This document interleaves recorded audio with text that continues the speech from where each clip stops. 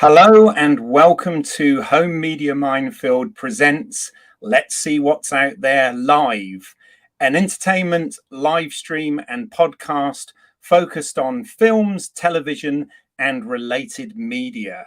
My name's Keith Isles. I am an independent filmmaker, content creator and lifelong fan of movies, television series, anything basically relating to film and television. And today I am joined by some guests to have a conversation about the Rocky franchise, but specifically the recently released Rocky IV Director's Cut, which has been renamed Rocky versus Drago. But I'm not here to do this alone. I am pleased to be joined by, I've got a few guests here. First up, filmmaker and the mega geek himself, Ian David Diaz. Hello. Yeah. Sorry, what did you say? How are you? I'm okay. You're in the blue corner. I am definitely in the blue corner. ready to. Are you ready to box? Worked out and ready to fight your corner. Absolutely. You usually do. Yeah. Yeah. But we're not alone. This is not a normal sparring session. I'm really pleased that we're also joined by another filmmaker and an actor. So please also welcome to the podcast filmmaker Ross Boyask and actor Jennifer Castle. Welcome. Oh, I'm going to go wide. We can see you now. How you Much doing? Better. Hi guys. How are you? Very well. How are you both? Not bad. Just for anyone who doesn't know, I'm Ross. And that's Rambo. Sorry about that. We've got a Rambo and Rocky podcast. I like it. Rambo. Hey, Jennifer. How are you? I'm very well, thank you. I'm ready to mop brows and wipe up blood. There we go. I like it. Somebody has to do it, I guess. We all got our tooth guards ready, in the bucket, ready to go. No pain. No pain. Absolutely. So before we get started, Ross, obviously you and I have worked together before, although it's a long time ago. And I know that, we're of a similar generation. And I was just thinking before this, all the time when it comes to filmmaking, I keep thinking to myself, you know what? I was born 20 years too early, because now, you've got the technology, but also the platforms and the accessibility to everything to make films much easier than when we started out. But on the flip side of that, I think about when you sort of grew up, from the sort of late 70s through to the early 90s. We had, not only did we have Star Wars and everything that brought, but we also had the Spielberg years, all Spielberg's great movies. We had the Stephen King adaptations. We had slasher movies. And of course, we had excellent action movies, whether it was something from Stallone or Schwarzenegger, or it was a Die Hard or a Lethal Weapon movie. And I do think it was really fun to grow up in those times. So I want to start with you, Ross, about some of your sort of memories and influences, because I know it has influenced your filmmaking career as well, right? Yeah, that's an understatement, I think. I think you're right. Being a child of, let's charitably say, the 80s and late 70s. No, you're right. I think the boom time for all of that was, dare I say, mid 80s to like mid 90s. I'd say like 83, let's just pick a random year, to like 96 or whatever. In terms of the caliber of action, and look, there's some amazing films from the early 70s and late 60s, of course, too. But there seems to be this sort of heyday situation. In fact, Jenny and I often talk about the fact that post 9/11, films lost what we would call sort of like an innocence. And I know that's a weird word maybe to apply to action movies, although I would say in the case of Rocky, it isn't. Innocence is a really big part of, I think, what makes Rocky such a wonderful character, let alone how the stories then progressed. But there was a sort of an unaffected nature to action films pre 9/11. And now a lot of stuff. Okay, it might have changed maybe in recent years, perhaps with some of the Marvel boom, but things got very cynical post 9/11. I think a lot of people would associate things like the Bourne movies with this kind of like new. I hate using the word this phrase, grittily realistic. Yeah, this is something we can talk about for about 9 hours. I got very bored of that phrase because in the end, action films still did all of those things that all action movies ever did, with the hero having massive fight scenes and shootouts and chases.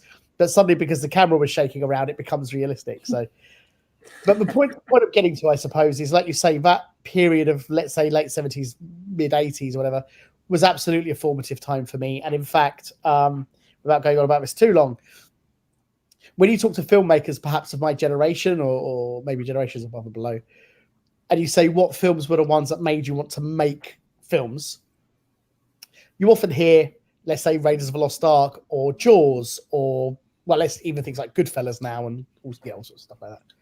For me, the trifecta happened when I was 11 years old, and in one day I saw, in order, Revenge of the Ninja, which is behind me, Commando, and American Ninja in one go. And those films changed a kid who wanted to basically work for Marvel Comics into kind of going, how do I do that? How do you make that? What is that? How do you do that? And we can get into all the reasons why, but obviously a lot of ninja movies are kind of comic book movies. Schwarzenegger was certainly a cartoon in Commando in the best way. And I think it's kind of easy to see how that would have translated, right? Yeah. And I guess that's, if you're talking about like formative years, Schwarzenegger, Stallone for sure. I often say Rocky is my Jaws. Like, right. If a lot of people say Jaws is the film that made them want to make movies, which I get completely. For me, it really is. If you've got to pinpoint a film around that time, it is Rocky, 100%. Right. No, that's interesting, and I thought, hence why I thought I'd start there, because I know, having worked with you and knowing your filmography, I thought that, there's obviously a lot of influence that's come out of that 80s action adventure thing. Jennifer, now I'm sure the story for you is very different. So I just wonder whether you could tell us sort of what your entry point has been with specifically with the Rocky movies, let's say, rather than making it as broad as I did at the beginning there. And sort of where you came into it and what your thoughts on the franchise are. All right, well, to be honest, my very first introduction to Rocky was Rocky 4, and it was at my cousin's house because he would just watch the video over and over and over. Because when I was a little girl, people didn't show little girls the Rocky movies. They didn't think that was the thing back then. So, but I remember seeing it and thinking, oh, yeah, as kids do. But my real introduction to Rocky actually came last year, because during, in between the lockdowns, I don't know if you remember, they briefly reopened the cinemas. Mm-hmm. And because no one had been able to make films for a year, there was very little to release. So they were showing older films, one of which was Rocky. They did all of them. They did all of them. And so off we toddled to the O2, me somewhat reluctantly, because I was thinking, boxing movie. Yes. And I loved it. Seeing it on the big screen, I think, really helped, because there's something about the experience. But it was sweet, it was funny, it was charming, it was sexy. And also, it's the action is done so brilliantly. I find myself wanting to yell at the screen, like, "Get up! Come on!" Yeah. It's perfect. Yeah, it's perfect. No, absolutely. Sorry. I didn't mean to interrupt. No, I was just going to say that I went home and told my mum, I saw Rocky and it was absolutely brilliant. And she went, she said, back then everyone said Stallone was a real dumbbell. What an idiot. And I was like, are you kidding me? Yeah. He wrote that. I think people so closely associated him with the character, and then with Rambo initially being kind of monosyllabic. Mm-hmm. They're two totally different characters. And it's a crying shame. Yeah, it's ridiculous. He's an amazing actor. Straight after Rocky, I was like, let's go back and see number 2 and number 3. And then I couldn't get to see number 4 because I had to work that day. Work. That annoying thing gets in the way of everything, doesn't it? But you did watch it at home while I went to the cinema to see it with a friend. Not the same. I know. I know. Then we did 5 and we did Balboa. Yes. And then, of course, it was last week, wasn't it? that finally Rocky versus Drago came out, and off it went. There we go. And it's funny, as you said there. I mean, a lot of people, of course, boxing is the backdrop to the Rocky movies, but even Stallone himself says it's not really a boxing movie. That is just the world that it's set in, but it's obviously so much more than that. There's a tangential thing to this, Keith. Sorry, a few years ago, it's probably several years ago, thinking about it, I went to New York and I got to see Rocky on Broadway, which I love. My sister got me a ticket for my birthday. I know it sounds ridiculous. It was an amazing theatrical experience. I can imagine. Yeah, as in theatre experience. Yes, yeah. I love the soundtrack. I still play it and all that stuff. And one of the things they talk about in the formation of it is that Rocky is actually a story about having the courage to say, I love you. Which I think holds true in the first two films, even, let alone, So, it's a bit like people say Jaws isn't about a shark. It kind of isn't. Rocky isn't really about boxing. Of course it is, but it's definitely about a lot more than that. Absolutely. Ian, I want to ask you, I know for me, Rocky 4 was the first Rocky film that I was able to actually see at the cinema, because I remember it was full of teenagers. It was a great sort of Saturday afternoon experience back when it came out. And I'd obviously watched the previous three on home video, on VHS actually at the time. I think my dad got them and we sort of watched them back to back and I loved it. But what about you? What was your first Rocky that you saw at the cinema, and how did you first get into Rocky? The first Rocky film I saw in the cinema was Rocky 3. The first time I saw a Rocky film was at home on VHS. No, Betamax, actually. It was Betamax. Wow. But I told this story to Keith before. When I come from a big Catholic family, and when it came to Lent, you had to give up something for 40 days and 40 nights. And our dad made us give up films for 40 days and 40 nights. Oh, dear. And so at the end of 40 days and 40 nights, at the end of Lent, we had this day called the Marathon Day, where we would hire loads of films from Blockbuster Video and watch it from 9 o'clock in the morning straight across to the next day till I think 6 in the morning. And we had to pick the films carefully. And that year we picked Rocky 1 and 2, Heaven Can Wait, and War Games, I think it was. So I saw Rocky 1 and 2 back to back on, it was Betamax in those days, and I that's the first time I saw it. Rocky 3 I saw in the cinema, which when I saw Rocky 3 in the cinema, I liked it. I liked it a lot because it was a lot of fun. But I realized it was very different from the first two, because the third one was very cartoonish, wasn't it? Yeah. Explosion punches and stuff. They just upped the ante. Everybody was all greased up and they walked into, Yeah. But it was a great experience, and I think that's what Sylvester Stallone's all about. When he writes stuff, he thinks about the experience of the audience watching the film and stuff like that. So he did a great job in Rocky 3, even though it was dumb as shit, wasn't it? Let's face it. But it was a great experience. And as it's Claire, isn't it? Claire, is it Claire, isn't it? Claire? Jennifer. I'm sorry. I apologize. As Jennifer says, right, it's basically, if you don't, when you watch it in the cinema, it's a different experience than watching it on TV. And then years later, I got the chance to watch Rocky 1 and 2 in the cinema. And it is a very different experience watching it in the cinema, very, very much so. So, yeah, that was my first experience with Rocky. Yeah, you become part of the, literally part of the ringside audience, don't you? You do. What makes it such fun. But what's interesting about it is that you see the cameras in Rocky 3. You see the cameras at the edge of the, and I'm like, isn't that a 35mm camera there? What's going on? Before you see the cameras all the way around. It's really clever. I think it's really clever.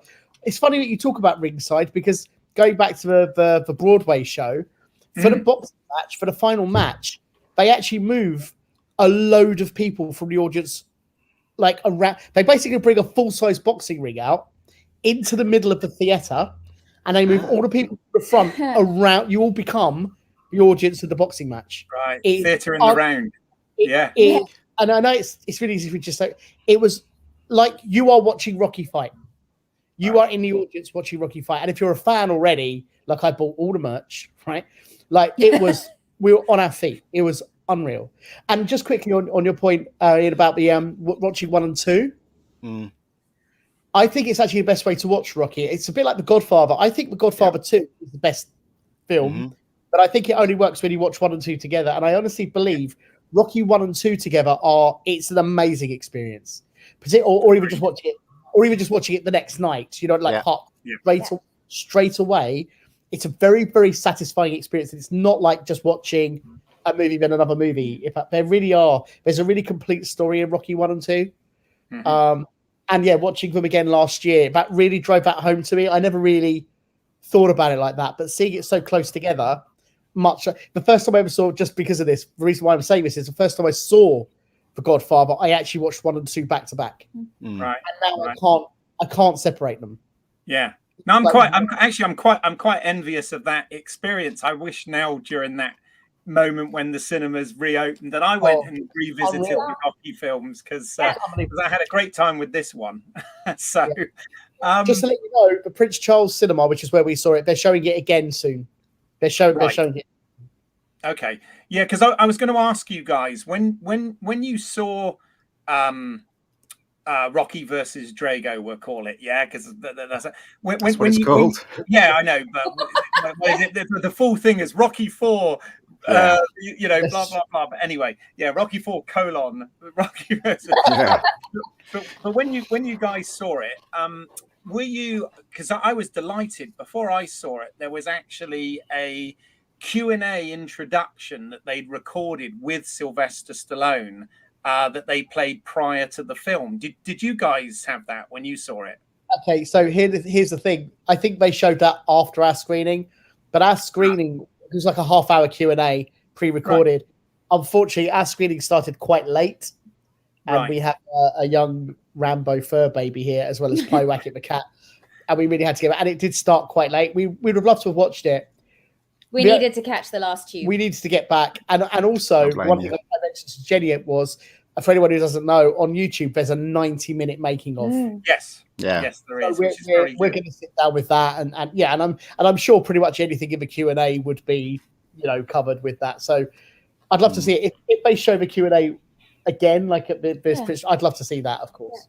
Yeah. No, I mean, this was one of the reasons I wanted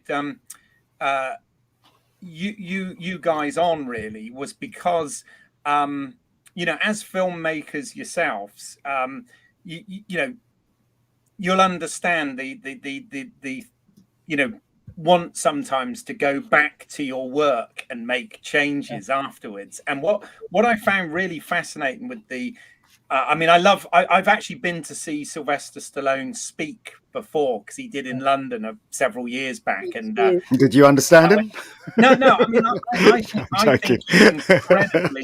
I think he's incredibly engaging and incredibly talented. And what was great was he basically said in this Q&A that the reason that this came about was purely because of COVID and because of the lockdown, and the fact that he was working on a project which obviously everything got ceased, and he did not want to sit around and do nothing. He wanted something to work on.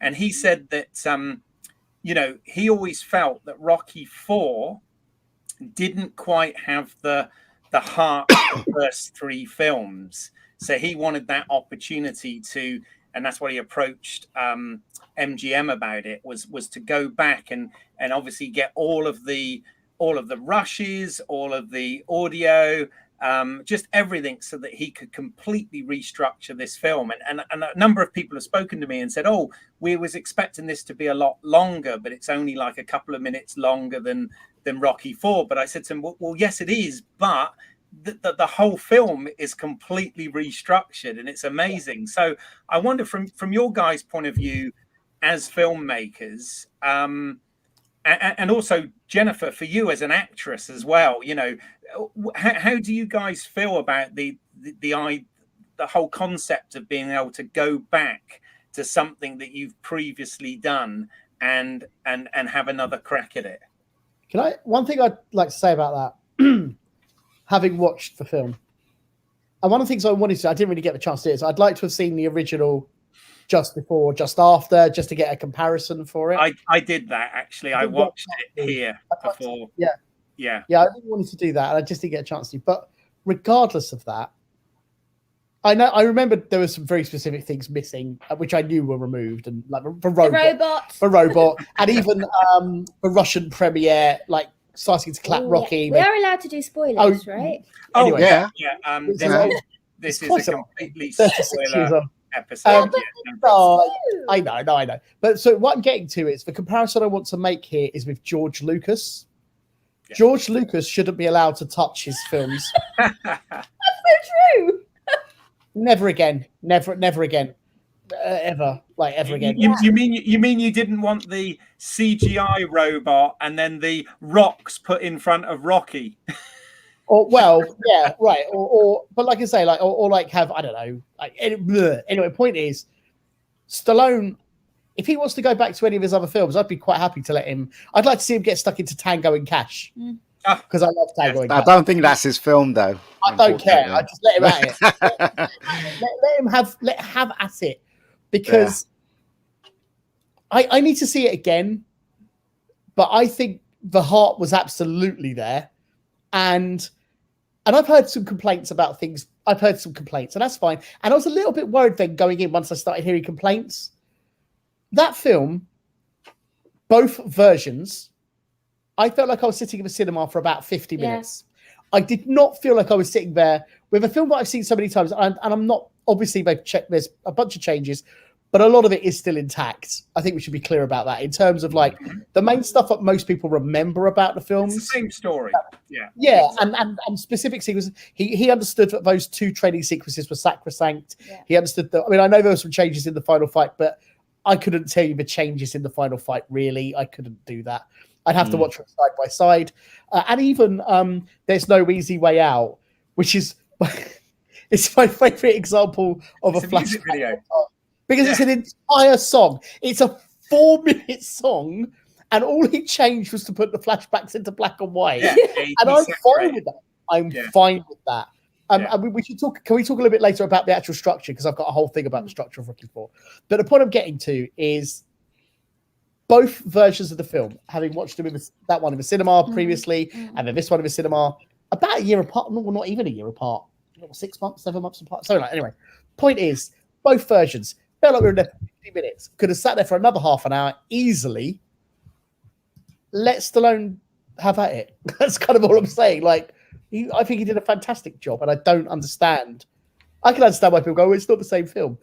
Good, fine. It's a great version of another film. Another great version of the film. Well, to add to that as well, it's not like the original version isn't still out there. Right. So you can watch that, and it's very of its time.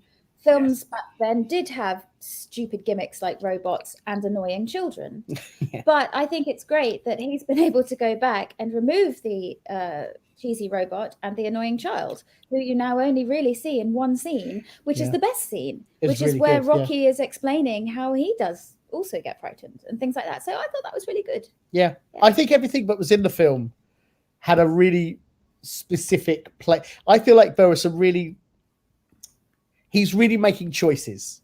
There were real choices being made about what to change and what. And I think there was solid reasoning. That's why I want to watch the making of, to see if some of that is explained, which I'm sure it is. Particularly the ending with the premiere. Yeah. That's really, because again, sort of like Ross was saying earlier about how films used to be much more innocent. Yeah.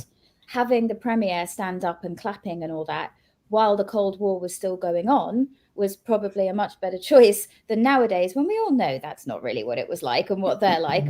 And so instead we have him stalking off, which is much more realistic. And when you think about America, realistic. Mix those two words with Rocky. But in terms of like getting the hump and stalking off. Yeah, sure. Yeah. Well, especially when you think about the idea that, of course, he's not happy with how Michael Pataki's character has basically messed this all up. So I love how he grabs him and he lifts him in the air like that. I love that moment.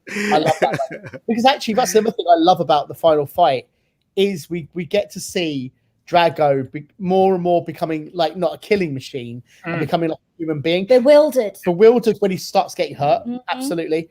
And the injuries he's suffering. And then as the montage of the fight progresses, I start to get behind both of them. I really do. There was a whole thing about Drago kind of being a supernatural killing machine, which I think worked perfectly well in Rocky 4. No problem with it whatsoever. They did show a few flashes of humanity, like in the training montages where he starts to mess up, and I liked all that. But I like how I really started to empathize with Lundgren in the montage where he's like, we're going for this, and I loved that. I thought that was great. I didn't need to look at Lundgren as like just an unbeatable killing machine who killed Creed. I just didn't think like that. I will say on that point though, one of the things I always thought was quite funny about Rocky IV, and it's still in this version, when Creed passes and Drago says, if he dies, he dies. I always imagined a moment where he would actually go, I didn't mean that, like, because I'm a professional boxer and he's a champion and I respected him. Unfortunately, in boxing, people sometimes horrible things happen. Like, I was just wish Drago had kind of had that kind of moment. I didn't mean like I'm not glad that he's dead. You know. Nah, I'm good with him being a robot. Well, yeah, no, I mean it works for the movie, but you know what I mean. Like I always imagine this kind of weird. He's not an actual villain. Drago isn't evil. He's a soldier doing his job. Well, exactly, and particularly when, I mean, the sort of irony here is this is essentially, you know, the second Creed film is in a way obviously a sequel to this film, isn't it? So I think humanizing Dolph a little bit more in this film actually in a weird sort of retrospective way helps with Creed 2 as well, because it kind of it brings that. But what I found was interesting is obviously he gave you know, Dolph more to do, or you know, used more of him, more of Talia Shire, which is always great. More of Tony Burton, particularly at the funeral eulogy. That was very good. But I found it interesting that the person who got stuff taken away was actually Bridget Nielsen. Yeah, and I sort of think that's interesting. They were married at the time that they made that, but you know, have since divorced. And he's kind of exercised her from the film almost, you know. I was going to say, I do appreciate that perspective. I do wonder though, like, as in, I don't mean this is really disrespect to her. I didn't miss that at all. I mean, as in, I wasn't going, where was that scene? You know what I'm getting at? Like, I don't, with the robot, I wasn't going, where's the robot? Oh, nobody was thinking that. Yeah, no. But there are some people who love how silly that is, and it gives Paulie some humor. I mean, they got rid of the robot. They got rid of Paulie's birthday. And obviously they replaced it with another better scene with Apollo and Rocky. But one of the scenes that they did take out that I actually did miss a little bit was the anniversary scene between him and Adrian, where he brings her the cake and says it's been 9 years, so it's almost the decade and all this. I was kind of sad that went. But Ian, I want to ask you a question, because I know you've literally just come back from watching it, haven't you? So I mean, obviously myself, Jennifer and Ross have seen it a few weeks back, and we've had sort of time to absorb it and let it sink in. But I'm just wondering, from having just come from seeing it, how are you feeling about this version? I did enjoy it, but as a filmmaker with the filmmaker hat on, you can never take it off, especially if you're a filmmaker and watching other films, especially this one. You know, it was stretched. The film was stretched because there's not much in it, really. Let's face it. This film moves much faster than the original version. 6 minutes of Rocky 3 in the beginning, which is kind of a stretch, really. 6 minutes. Let's face it. And then you got, as Ross points out, you got the MTV music video in the middle, which kind of stretches out even more.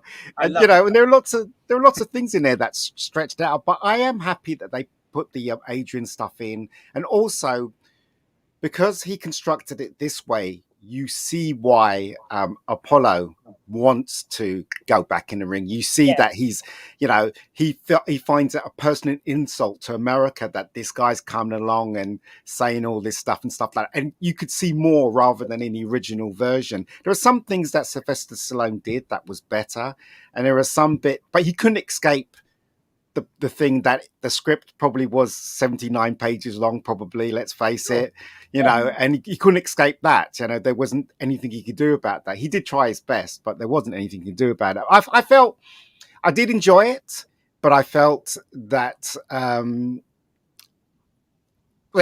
just leave it there. I enjoyed it. That's all I can say, really. Let's face it. Well, that's good. This is the thing about this movie. It's probably, I agree with about 3 as well. 4 is probably the most popcorn of the Rocky movies, right? Like, I think 3 is. No, I was going to say, I know you can say this about 3. It's probably just because I've seen 4 more. All right. And I think the death of Mickey in 3 gives it even more gravity. Yes, I think there's stuff there. You're right. In terms of pop culture, 3 is absolutely up there. But what I was going to get to was one of the things we talked about coming out was how when Drago is seeing this demonstration match with Creed for the first time, when he's rising up through the platform, For the whole, partly his whole, which I know is in both. I don't think this is much different, but like his reaction to the pageantry of all of it. But secondly, as Creed is dancing around to James Brown, and the outcome, we all know the outcome of that fight. Yeah, there is something really. Maybe tragic's the wrong word, doom laden, about how he's kind of like doing all the stuff, and you're kind of going, he's so happy, and we all know what's going to happen. And like it doesn't affect. What I'm getting at is it's very rare, but you know it already, and you still get affected by it. Yeah. No, And absolutely. it really compounded the emotional punch of that. No pun intended. And I was really. Particularly in his shots when he's like dancing around and pointing, and Lundgren is just like he's there to fight. Yeah, really, I think it's brilliantly constructed. I actually think the original version for me as well. I really mean this. I think the film, both versions, are brilliantly constructed. I take your point about being stretched, probably, but I'm not brilliantly constructed in terms of cinematic storytelling. That's how I put it. Because when you think about the structure of what the film is, I know I was sort of touching on this earlier. As you run through the movie, particularly the original version, it's like montage of Rocky 1 to 3, press conference, Creed dies, Rocky music decides to fight. Rocky, music video decides to fight. Press conference. Adrian says don't go. He goes. Training scene 1. She turns up. Win. Second training scene. Final fight. End credits, and the end credits show you the entire movie in stills. Yeah, they do. From start to finish. I'm not joking. I think it is sincerely brilliant in terms of cinematic storytelling. No, I don't. I would agree with that. Just take pause there because I realise we're half an hour into this. There are a few people watching. Lee Anthony Davis says hello to the panel. Hi, Lee. Thank you very much for being here. If anybody has got any comments or questions or anything, please put them in. And obviously, if you're enjoying this type of thing, consider giving the video a like. Have a look at the other work that we've got on the channel as well, and maybe think about subscribing and hitting the bell icon so that when we do these things randomly like this, you'll get notification of it. But anyway, back to the show. I just want to point out one thing as well.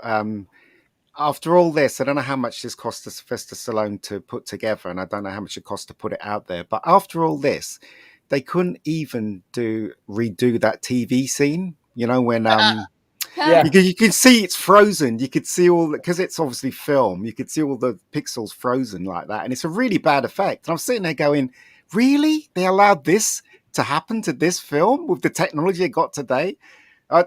Sorry, I just wanted to point that out. When I was watching it, I was like, he went and reconstructed it, but they didn't, It's and a he did 1995 desaturation, but they Still did. you could fix it on After Effects. A kid now, 17-year-old kid now could fix that in After Effects. You know what I mean?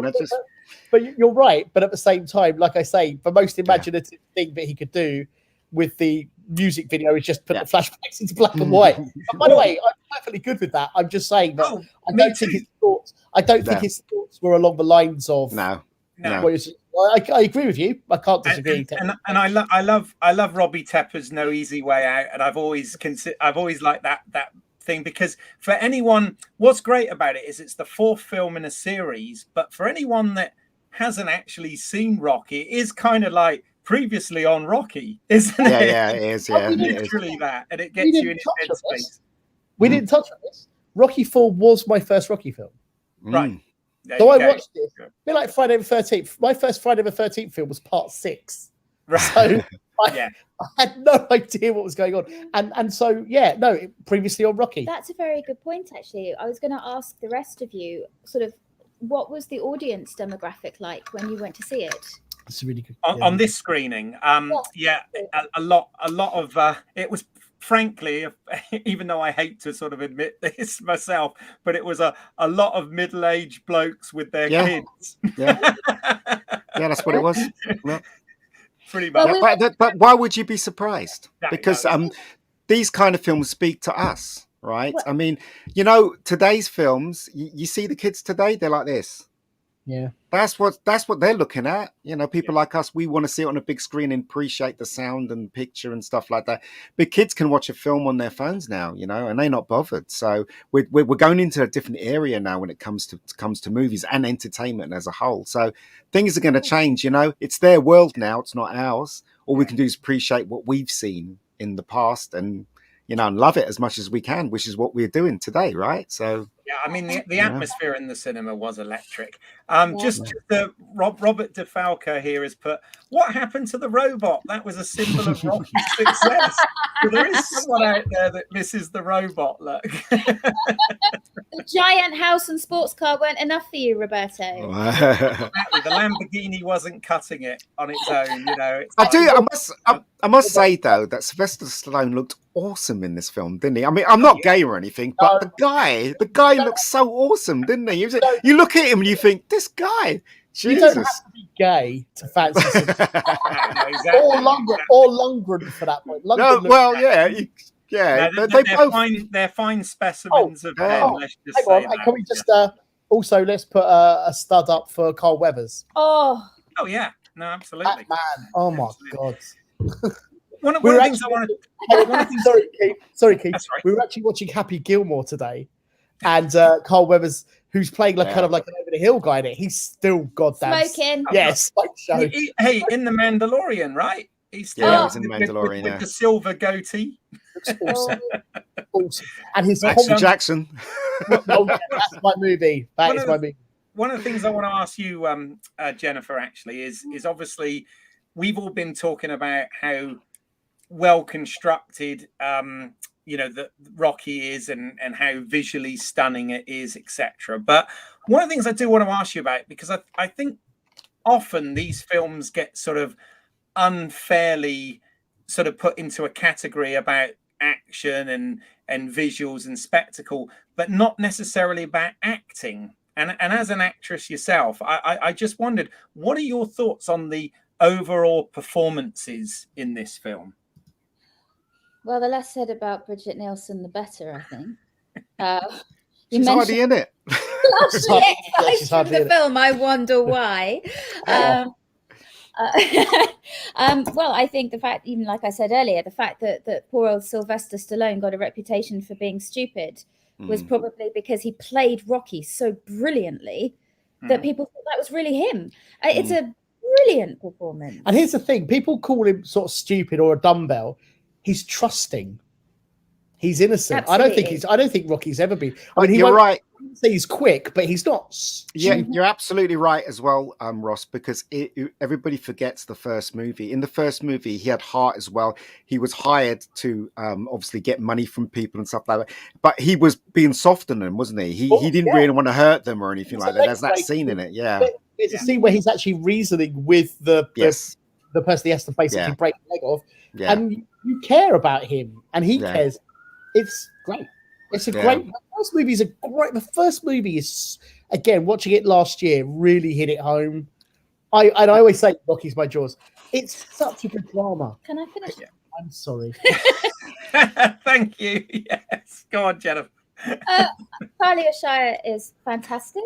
I think her performance is so understated and so brilliant. She doesn't ever try to showboat, but she's such a strong presence, and that actually takes a lot of talent and charisma to do that. Particularly in the first film, where she keeps saying, no, I don't want to, no, I don't want to, and then you turn around and she's all dressed up, ready for the date, and it's the little things like that. It just... But both of the characters grow, don't they? I mean, Adrian becomes his conscience as the films go on, and Sylvester Stallone's character, he starts off as someone that really didn't have any direction until he met Adrian, until this thing happened to him, this 1 in a million thing happened to him. Then he suddenly starts growing, and in the second one, he's still a bit dumb, but he still looks to Adrian for guidance. And then when he has the child, he completely changes as well. That makes him want to do something for his family. So that moment too, after the birth of the kid,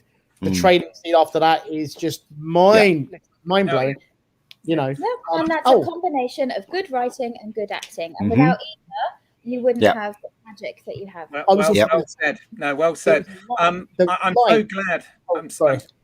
No, I was just going to say I'm just so glad they added that extra scene between Rocky and Adrian. The one after they've had the chat with Apollo, and they go in the kitchen, and that's the heart that the sort of more MTV version. Was missing, Also, Sorry, just to say something. Sorry, Ross. Also, these lines would never get away with these lines today. There's that line where he says, "I never stop you from being a woman. Don't stop me from being a man." Today. Here's the thing. Yes. When we were watching, that's exactly what I was about to talk about. Yeah, our audience was quite largely comprised of younger people, like 20-something. And when he said that line, there was an audible titter / groan. But I was like, really? Fuck you. But I was like a bit... I'm sorry. That's all right. I was frustrated by that because while I understand people reacting like that, I do understand that. It's a moment between a husband and wife. Mm-hmm. Like you don't have to... But people in films don't have to say what you want them to say. Now, I know it's potentially an outdated statement, right? I didn't have a problem with it. No, you didn't. No, this is what I'm getting at. I know that it's a potentially outdated statement, and I know that there are some, body positive activists that would have problems with it. I know what I've just said there. It's a bit mean. But what I'm getting at is, you're right. That sounds a little bit primitive, right? I can appreciate that. But also, it's a man and a woman talking. He is a man. He's a man who fights and boxes and hurts people, and she is his rock. And I think that line between them is perfectly... if she'd have reacted negatively, fine. There's an understanding between them. And while I understand why people laughed, and you were fine with it as well, I was like, that's those two people talking. We're in the 21st century as partners, and we have conversations in real life that some people might be like, you can't say that. Well, we fucking love each other. Sorry. You know what I'm getting at? I get that. No, absolutely. I mean, one of the other things to bear in mind with this, and obviously it's that could be a whole massive conversation there about this sort of thing. But one of the things, obviously, Stallone didn't change about this is this film is still supposed to be taking place in 1985. So, it's a different time, right? Yes. And a fantasy. And it's a fantasy as well. But it's totally a fantasy. But I'd just like to go on the record saying that I have no problem with that line. I mean, I don't see it being insulting. I don't see it being disrespectful to a woman. I don't see it being disrespectful to a man. It's just today's crowd. They have a different perception of what's going on. But if they don't get it and they get insulted by it, it's their problem, not the filmmaker's problem, nor mine. So. And also, that line is actually a throwback to what he says in Rocky 2. Anyway, exactly. So it's a reference anyway to what's already established. One of the things Sylvester Stallone did say in the introduction to the film that we saw was he was trying to sort of equate as well. They were talking about the whole boxing thing, and he said that what he was really trying to do was find his own sort of metaphor for a struggling artist, because essentially that when he wrote Rocky on a A4 pad with a Bic biro, right? And when he wrote that, he had no money, had no career, was going nowhere and was a struggling artist. So he said that the boxing scenario was kind of a way to show this underdog and have it as a sort of metaphor for being a struggling artist. And I thought that was quite telling as well. I actually kind of liked that point of view. I don't know what you guys think, but I think that sums it up beautifully, you know?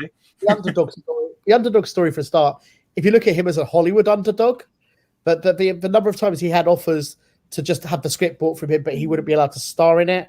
I believe, I hope I'm not speaking out of turn, but when Cole Weathers turned up to read, he was like, what, this guy? Like to read, you know, like that kind of thing. I don't know if that's apocryphal now, but, you know. But he persevered in the face of having offers which could have got him out of having no money because he believed in it. And unlike a lot of other people, he wasn't delusional. There's a lot of delusional people out there, right? That's true. Right? He wasn't delusional. Here's the other thing. He's a really talented writer. He did win the Oscar, didn't he? Yes, he did. Yeah. I mean, he was saying one of the things he was saying is, and one of the reasons Rocky IV was the project he chose was, he obviously said like he felt it didn't have the heart of the first three movies, and he wanted to make it more relevant, more subtle, really, with some of its, you know, delivery bits and whatever, particularly the Russian thing at the end. But also he said the other film, because he loves Rocky Balboa, you know, that was a real triumph, and I agree. But he said the other film that was problematic was of course Rocky V. But he said with that, John G. Elverston, who directed the original Rocky, directed Rocky V. So he said that wasn't his film to change. So that's really why they ended up with Rocky IV, you know. And I didn't know that. Yeah, but I like Rocky V.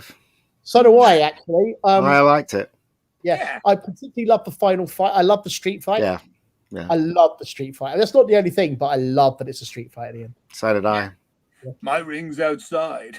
Yeah, I love it. Touch me and I'll sue. You know, all of that stuff. I love all that stuff. Yeah, it's very corny, but it's very enjoyable. All the Rocky films are enjoyable as far as I'm concerned. You know. Yeah, absolutely. Yeah.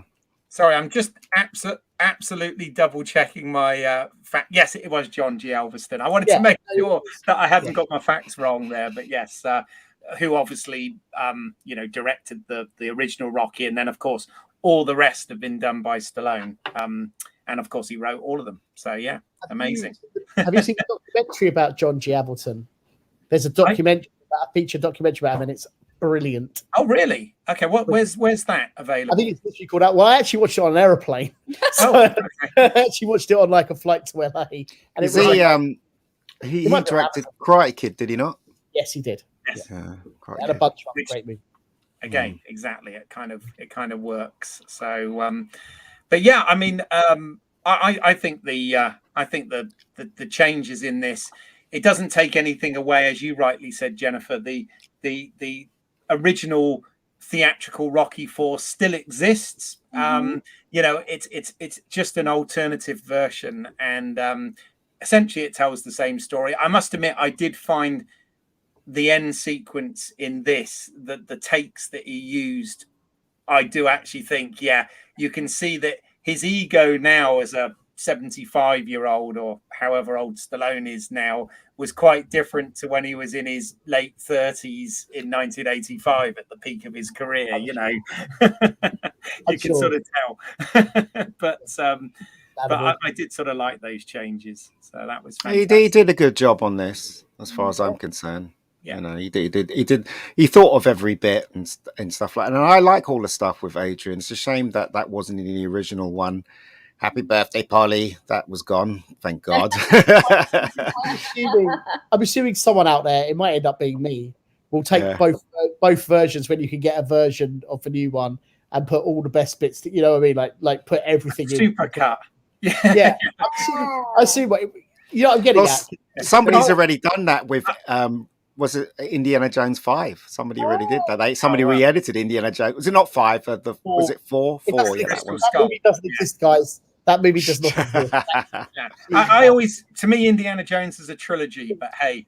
Same here, same here. What was I going to say? One bit that Stallone did change on this that I could have done without, though, because I didn't really think it worked, but you know, but he did a great job. So I'm not going to knock him too much for this. But during the fight, the inner monologue voiceover. Oh yeah, stuck out like a sore thumb. Yeah, the bit when he says like "get up" or something like that. Yeah, I could have done without that because to be honest, is acting in that moment, you know, during the fight says that exactly. You don't need to have that voiceover there. I agree. I completely agree with you. And also, it's just the one moment, isn't it? I don't think he does it. So exactly. So it's totally random. Exactly. If they had it, if he perhaps recorded, you know, like some voice to put in it to sort of go through the entire story, or at least the bit when he's coming into the ring in Russia and stuff, and you know, going through the crowds, it wouldn't have been so jarring. But just to have literally one line in there that comes from nowhere, that was the one thing where I was like, I don't like that change. It wasn't. It really was. It really. You're right. His acting on his face says it all. You don't need. And I feel like it was almost supposed to be. I might be wrong. The equivalent of "get up, you son of a bitch," because Mickey, because Mickey loves you. It would be better to have that replayed. Well, exactly. Have that in black and white to match his thing. You know, come up. That would have been great. But you know, directing, as we all know, or editing in this case, you know, or choosing what he had. You know, you've got choices. You make those choices, and you kind of, you know, live with them. And each choice you make shapes what it ends up with. So I know exactly how he feels though, and I know why he went back to this film. And you know, because I've done the same thing with my film, so I went back and I fixed stuff and stuff like that, and rearranged stuff and stuff like that. So I know what it's like as a filmmaker to make something, and at that moment in time you couldn't have it the way you wanted it, but because obviously he has time because of the COVID thing, as you mentioned, Keith, you know, he went back and he changed stuff. So you know, well, what I also good on him. Well, exactly. Good on him. I've always loved Stallone, and what I like about this is it just shows his passion. Because let's be honest, Sylvester Stallone probably didn't need to work during the lockdown, right? No. He's going to be okay, right? But the fact that he is so passionate that he couldn't sit idle, he had to be working on something, and you know, the fact that he's given this another shot, as Ian's just said, you know, all filmmakers want that opportunity. Agreed, Ross. Some shouldn't do it. CGI, Mr. Lucas. Don't do it with CGI. But you know, that's the way it is. But cool. It is a good film. I'm very conscious of time on a Sunday evening. But before we sort of bring everything to a close, have you guys got anything else that you want to add about this, or about Rocky in general, or about Stallone? Anything while we're in that sort of playpen? I know it's a massive topic, but anything in particular that you want to add? Well, I've heard rumors that there might be another Rocky movie where he maybe mentors a young woman. I didn't know about that would fit in with today's line, wouldn't it? That would fit in with today's line, just like we were saying about the "please let me be a man." Well, but if it's done well, sure, it could be a great addition. I must admit, though, I didn't. You could audition for it. Yeah, that would be a great role. Work with Stallone. Come on. I got to admit, I didn't like the Creed films. I didn't like. Did you not at all? No, not really. I really like the first one because the first one, and I'm a big Ryan Coogler fan. Yeah. Although Black Panther, come on, there's bits I loved, but come on. But I really do like Ryan. Fruitvale Station, amazing. I really liked Creed for what it was. There are issues, I think, but I really like it for what it was, or for what it is, if you like. The second one I think is awful. Like, I couldn't. What, you don't like it as a sequel to this film? I didn't like it as any. I love Lundgren. I think Lundgren was good in it, and I think that I think he was brilliant in it. Actually, there are good bits in it. There's not enough of it though. Like the moment when he and the son, it's his son, isn't it?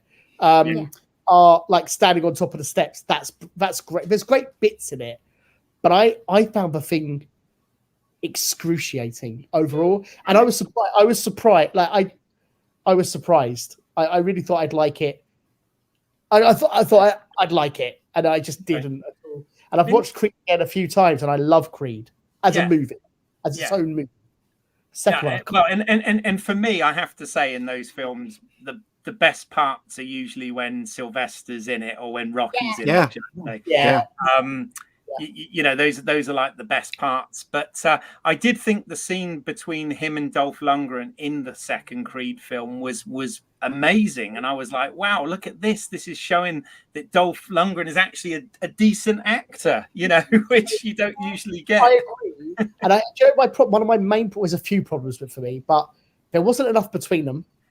There wasn't anything in the final act between them, which blew my mind given the fighting. They had a few moments, but it never really built to anything. You're right. Yeah. The scene in the restaurant I thought was really good. Yeah, for sure. I really felt it was enough. There was the stuff with Brigitte as well, which was just like, what? Whoa. That scene was just all like, I couldn't. Well, it was nice they put her in it, but again, it didn't work. But even things like the move to LA, I thought that was bad. And then her singing, there was always things. Let's not get into it because I don't want to. No. Well, that's probably a whole other pod. That's probably a whole other podcast. The good news is I believe Ryan Coogler's coming back for Creed 3, which is being worked on. Something Stallone did talk about, and I just wondered what you all think of this idea before we wrap it up, was they were talking about what could happen with the Rocky franchise, you know, because everybody now wants IP, and a franchise, and there's been talk of a sort of HBO or Netflix series, like a limited series, 10 episodes or something, set in the 60s, featuring like a teenage Rocky and like a 20-year-old Paulie and family. But I don't know. He mentioned that. And sounds bad. It's more of a family drama type thing. Nope. No. I mean, I would almost. In fact, Phil Hobden and I have talked about this before. Mutual friend Phil Hobden, who I did invite him on this, but he couldn't make it. Unfortunately, we couldn't even record our own podcast today. So this morning, which we got the lie in, it was good. But we talked about the idea, if you're doing a TV show, of Rocky basically becoming Mickey and running the gym and advising boxers, like there's young boxers training at the gym and doing a drama that way, because that could be, first of all, of course he could turn into Mickey because he's kind of done it already, and then in that role, and to do a season of that, if the young fighters are interesting enough and if the personal lives are interesting enough, at least that's a way of actually continuing the story with him. They should stop now. They should stop. People have to create. About young Rocky. No, that's bad. Who cares? But people have to stop going backwards and create new stuff for to go forward. I mean, as far as I'm concerned, the Rocky saga stopped at Rocky Balboa, and that was it. I mean, Creed was okay, but every time Sylvester, as Keith says, every time Sylvester Stallone was on there, you kind of sit up because you want to see. You don't want to see. I'm sorry, you don't want to see the other characters. You want to see Rocky, and that's basically what it's about. So they just keep going backwards and pulling it out, and just basically, redoing it or recasting it and stuff like. They should stop now and create new stuff. Maybe. Well, that's a good point. Just do a new, different thing. You don't do something else. Yeah. Of course. All right. Well, fair comment. On that note, if anybody finds this, after the fact, we're not live, but you'll find this as a video, and you've got any comments, please do put it in the comment section down below, and I do try and answer all comments that come into the channel. So to wrap up then, first of all, Jennifer, where can people find more of your work? Where can they get hold of you? And are you working on any projects at the moment that you want the opportunity to plug here?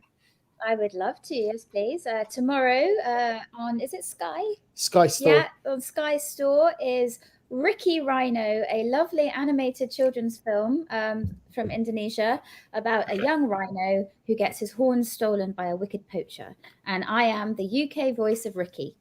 So wow. Anyone with children who'd like to show their children that would be great. Oh, congratulations. Thank you very much. And for people who prefer more adult art,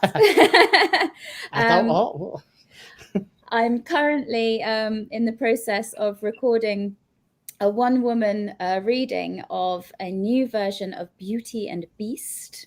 Ooh, okay. Which has been made into a toy theatre available at Pollock's Toy Store. And It's got art by the amazing Welsh artist Clive Hicks-Jenkins, and it's they're making an animated version of this toy theatre that will be available online soon for you to watch. Oh, that's amazing. Okay, well, I mean, I've put your contact links in the show notes, but if you've got links to anything specific like that, send them to me and I'll add it to the show notes section so any viewers can find that stuff. All right. That's So great. congrats on that. Ross, what about you? What are you currently working on?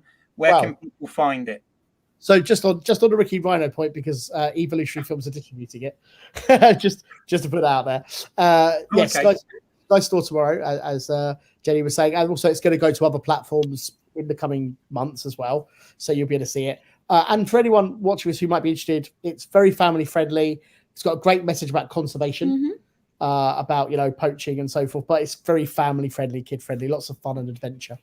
So that's one thing. Evolutionary Films, for people who don't know, we're a UK distributor and film sales agent. We make some films too. So we have other films coming out through the year, which is great, even up till Christmas, which we're really proud about.